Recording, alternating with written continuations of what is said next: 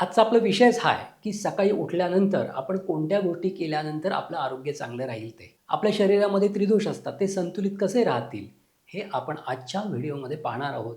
काय सकाळी केल्यामुळे हे दोष संतुलित राहतील. तर त्यासाठी काय करायचं उठल्या-उठल्या? पहिल्यांदा उठायचं, व्यवस्थित तोंड धुवायचं आणि अर्धा ते 1 ग्लास कोमटसर पाणी प्यायचं आणि त्याच्यानंतर अर्ध्या तासाने हर्बल टी घ्यायचा. तो हर्बल टी सांगतो प्रत्येक प्रकृतीनुसार वेगळा असतो तो. कफ प्रकृती असेल तर आलं, हळद आणि तुळस यांचा काढा जर करून घेतला, तर कफ प्रकृतीच्या माणसाला खूप छान फायदा होतो. त्याचं शरीर रेज्युव्हेनेट होतं. त्याच्यामध्ये व्याधी प्रतिकार क्षमता खूप छान वाढते.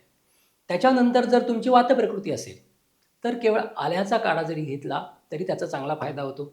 आल्याच्या काढ्यामध्ये तुम्ही जुना गूळ घालू शकता किंवा खडीसाखर घालू शकता. त्यामुळे वात प्रकृतीच्या मनुष्यामध्ये त्याचा चांगला फायदा होताना दिसतो. आता पित्त प्रकृती असेल, आता पित्त म्हणजे काय असतं आपल्या शरीरामध्ये उष्णता असते. पित्त जास्त वाढलेलं असतं. मग अशा व्यक्तींमध्ये जर सकाळी पाणी पिल्यानंतर अर्ध्या तासाने अनंतमूळ, मंजिष्ठा, यष्टीमधू या 3 गोष्टींचा काढा चहासारखा करून घेतला, तर त्याचा उत्तम फायदा होताना दिसतो आणि त्यामुळे तुमचं म्हणजे पित्त प्रकृतीच्या व्यक्तींचं शरीर हे रेज्युव्हेनेट व्हायला मदत होते.